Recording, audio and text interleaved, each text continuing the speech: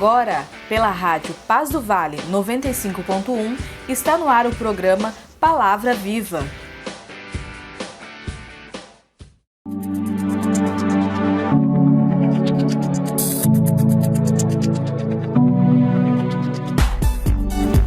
Muito bem, meus irmãos, graça e paz. Como é que vocês estão? Espero que muito bem.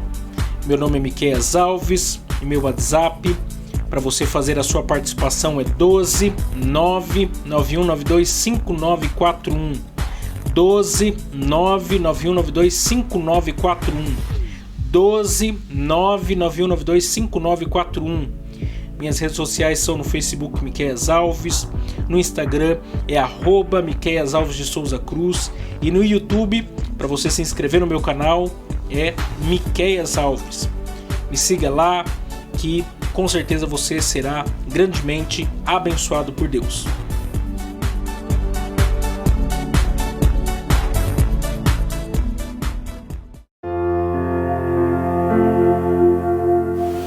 Senhor meu Deus, a Ti a honra, a glória e o louvor para sempre.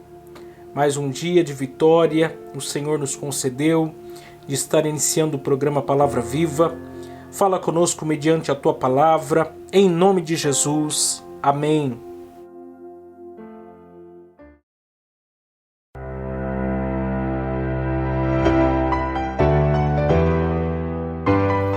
Agradecemos aqui os nossos patrocinadores que têm muito nos ajudado.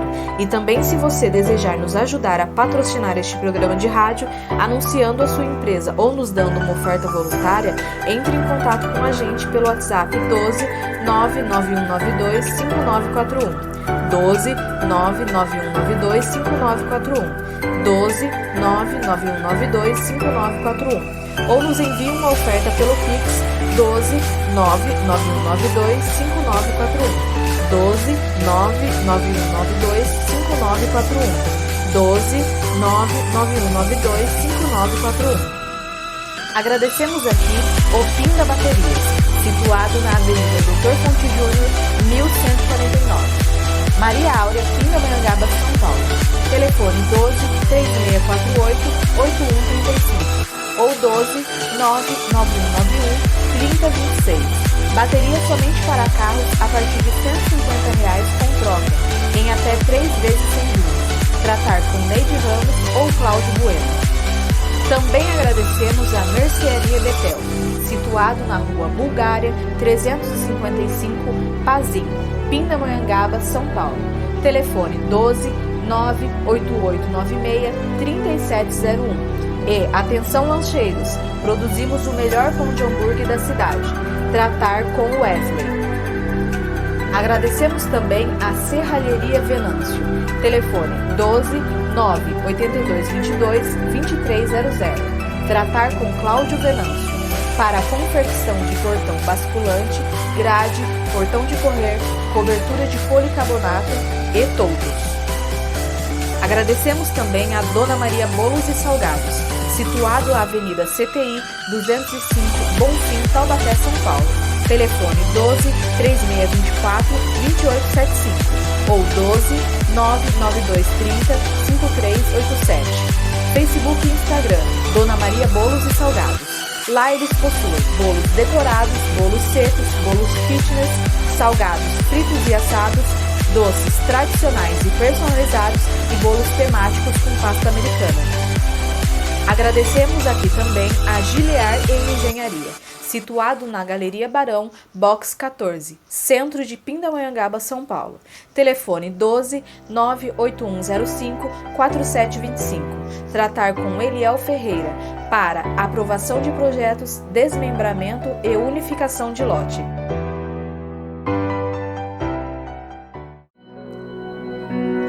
Porque Ele vive, posso crer no amanhã.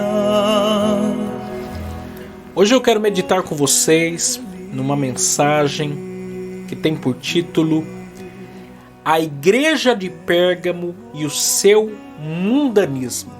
a igreja de Pérgamo e o seu mundanismo. Hoje nós iremos meditar na primeira parte dessa mensagem. Por alguns dias nós iremos meditar nesse texto. E para isso eu quero ler com vocês Apocalipse, capítulo 2, versos 12 a 17, que dizem assim: E ao anjo da igreja que está em Pérgamo escreve: Isto diz aquele que tem a espada aguda de 2 gumes. Eu sei as tuas obras e onde habitas, que é onde está o trono de Satanás, e retens o meu nome e não negaste a minha fé. Ainda nos dias de Antipas, minha fiel testemunha, o qual foi morto entre vós, onde Satanás habita. Mas umas poucas coisas tenho contra ti, porque tens lá os que seguem a doutrina de Balaão, o qual ensinava a Balaque a lançar tropeços diante dos filhos de Israel, para que comessem dos sacrifícios da idolatria e se prostituíssem. Assim tens também os que seguem a doutrina dos nicolaítas, o que eu aborreço. Arrepende-te, pois, quando não em breve virei a ti, contra eles batalharei com a espada da minha boca. Quem tem ouvidos, ouça o que o Espírito diz às igrejas. Ao que vencer darei eu a comer do maná escondido, e dar-lhe-ei uma pedra branca, e na pedra um novo nome escrito, o qual ninguém conhece, senão aquele que o recebe. Até alguns anos atrás, ser identificado como evangélico no Brasil era sinônimo de chacota na vizinhança, na escola, na empresa e em muitos outros lugares. Por quê? Porque se carimbava os evangélicos de ignorantes, radicais, fanáticos e tantas outras coisas. As pessoas não disfarçavam seu olhar preconceituoso quando viam homens de terno e gravata ou mulheres andando de saia comprida e cabelos longos. O problema não era ser cristão, mas ser evangélico. O preconceito não era contra o cristianismo, mas contra os evangélicos. No entanto, com a entrada de alguns pastores na televisão e algumas mudanças radicais nos costumes de algumas igrejas, uma nova cara foi se dando aos evangélicos no Brasil. De tal modo que, a cada censo do IBGE, vem se constatando uma diminuição do número de católicos e um aumento no número de evangélicos. A pergunta crucial é: até que ponto isso foi bom? Ou até que ponto isso é bom? Hoje, ao contrário de 10, 15, 20 anos atrás, ser evangélico é ser moderno. Ser evangélico é a moda do momento. A música gospel hoje é consumida por pessoas de todos os credos religiosos. Pastores são influencers de sucesso nas redes sociais. Suas mensagens têm milhões de visualizações e milhões de compartilhamentos. Ninguém tem mais vergonha de se dizer cristão, seja na vizinhança, seja na escola, no emprego e em outros círculos sociais. Por exemplo, quem diria que tantos evangélicos iriam conseguir entrar na política e causar tanto medo em outros movimentos sociais? Até alguns anos atrás, nem os próprios evangélicos votavam nos próprios evangélicos. Veja que revolução de pensamento em tão pouco tempo. Mas eu volto a perguntar: até que ponto isso foi bom? Ou até que ponto isso é bom?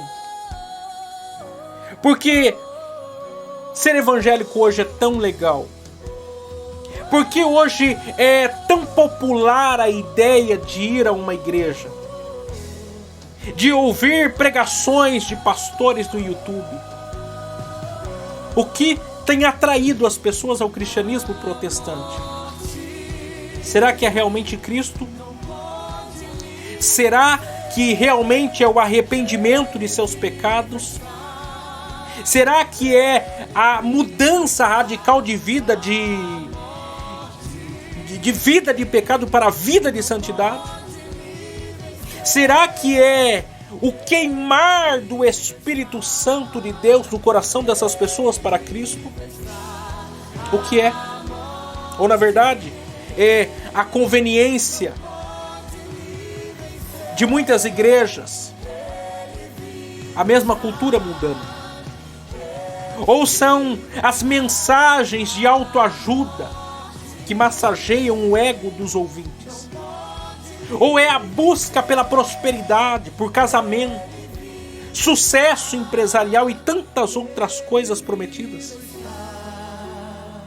A pergunta que temos que nos fazer quando pensamos em igrejas evangélicas no contexto de mundo atual é: isso é realmente uma igreja? Quem é o líder espiritual dessas pessoas? O que é pregado aí no domingo à noite? O evangelho? Qual a missão, a visão e as metas dessa igreja? Infelizmente temos que fazer uma ampla avaliação de certos grupos religiosos antes para podermos dizer se aquilo é ou não uma igreja. Por quê? Porque por fora, na placa, até se diz que ali é uma igreja. Mas depois que passamos ali um período de tempo congregando, percebemos que ali pode ser tudo, menos uma igreja. A igreja de Pérgamo era uma igreja que viveu os dois lados de uma mesma moeda.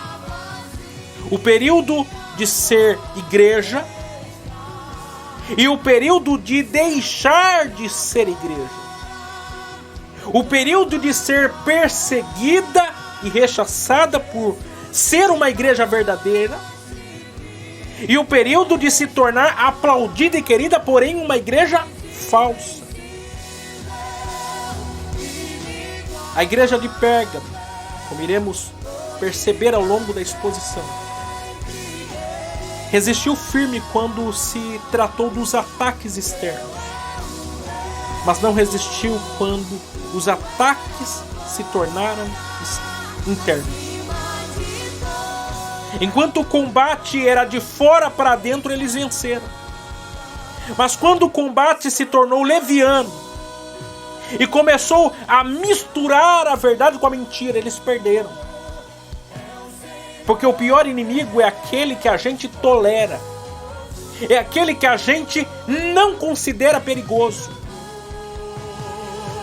A carta endereçada à igreja de Pérgamo era a terceira carta enviada por nosso Senhor Jesus Cristo às igrejas da Ásia Menor.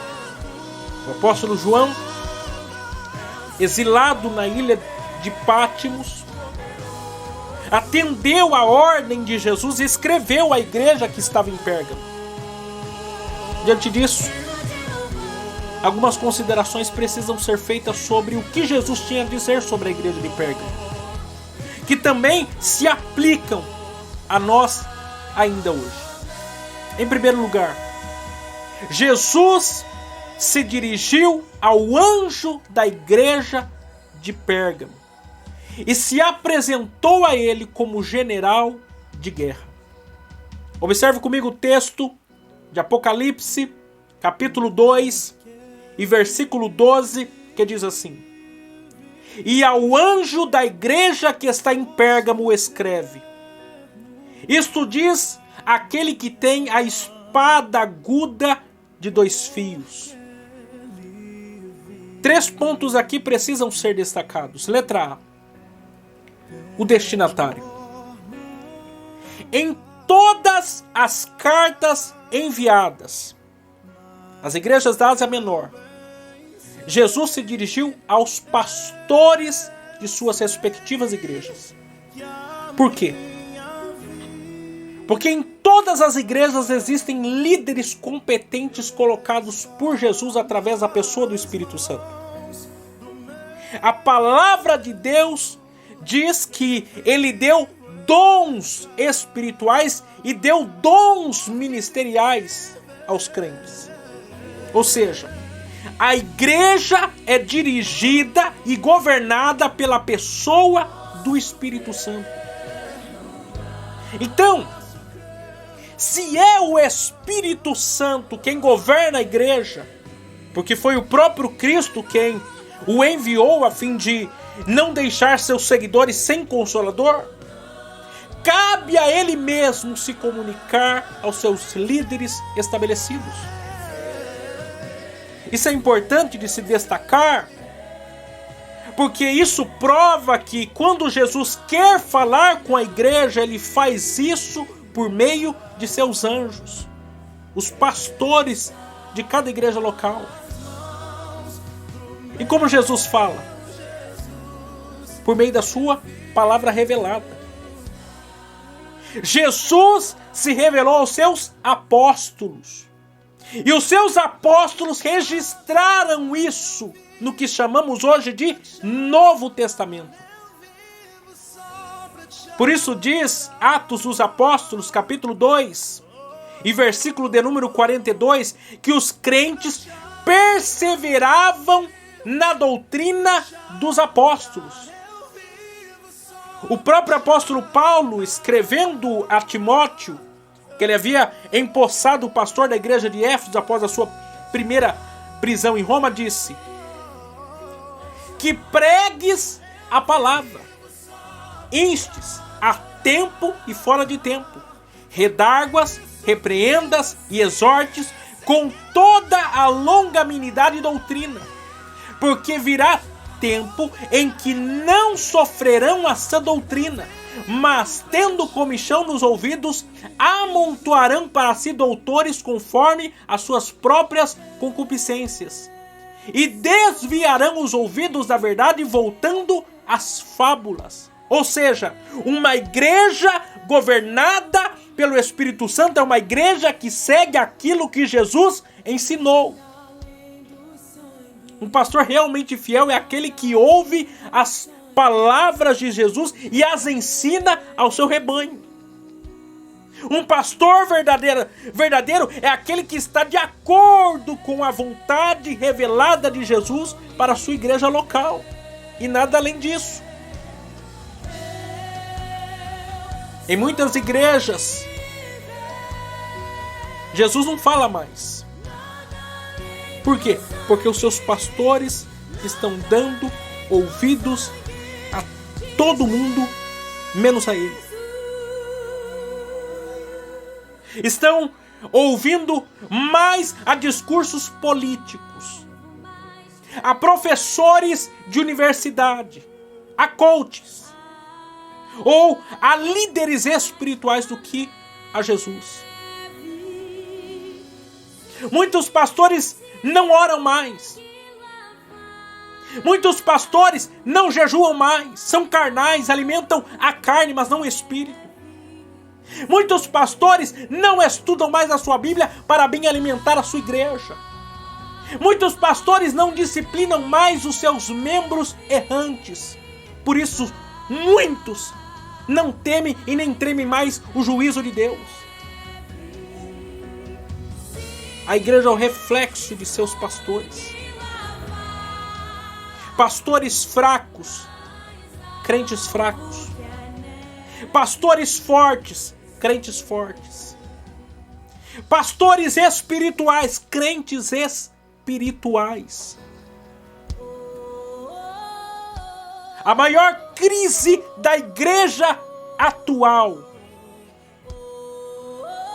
está nos púlpitos. A maior crise da igreja brasileira está nos púlpitos. Porque os bancos das igrejas são reflexo dos bancos do púlpito. São reflexo do púlpito. Isso é triste. Porque isso significa que a igreja está sem pastor.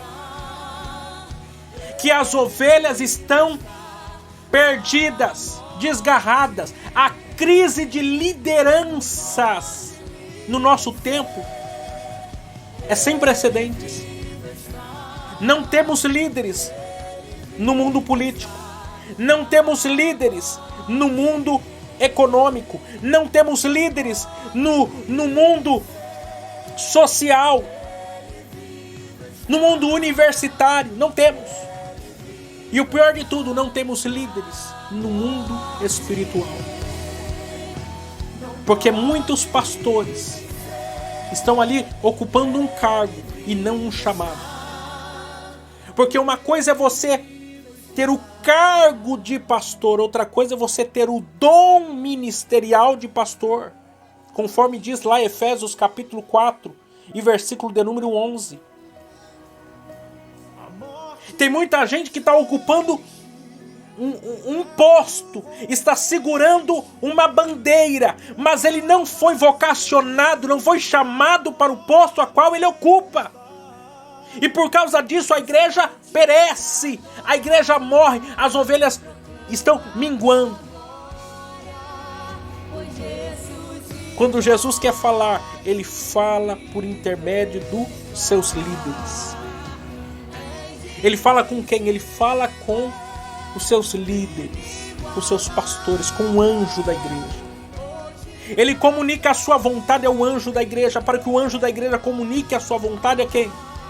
Aos membros, às ovelhas. E por infelizmente, muitas igrejas não estarem sendo orientadas pelas palavras de Jesus, muitas pessoas estão perecendo espiritualmente falando. Muitas igrejas estão abertas, mas já perderam o seu senso de propósito, o seu senso de existência. Seus pastores são chamados de dirigente de congregação, não são pastores. Eles estão ali cumprindo um cargo. E por causa disso não se sentem valorizados. E quem sofre é quem? A igreja. Outros são mercenários da fé. Outros se aproveitam do posto a qual ocupam e se aproveitam da inocência das ovelhas e as exploram. E ai desses, porque o dia do juízo final vai ser doloroso para esses. Porque estão mexendo com a menina dos olhos de Deus, a sua igreja, o seu povo, o seu rebanho, a qual ele entregou a sua vida por resgate. Ai daqueles que estão brincando com as coisas de Deus, com o rebanho de Deus. Nós precisamos de líderes cheios do Espírito Santo, homens fiéis para fazer a obra de Deus, para a glória de Deus. Eu quero orar com você. E a minha oração é que Deus venha avivar a igreja brasileira, despertar a igreja brasileira, levantar líderes para a igreja brasileira, homens que estão com ouvidos afinados à voz de Jesus. Senhor Deus, tenha misericórdia de nós, tenha misericórdia do Brasil, das igrejas no Brasil, que estão perecendo por falta de liderança, por homens cheios do teu Espírito, que ouvem a tua voz, que são profetas de Deus nesse tempo. Pai, aviva a tua obra, Senhor, no meio dos anos, em nome de Jesus. Amém.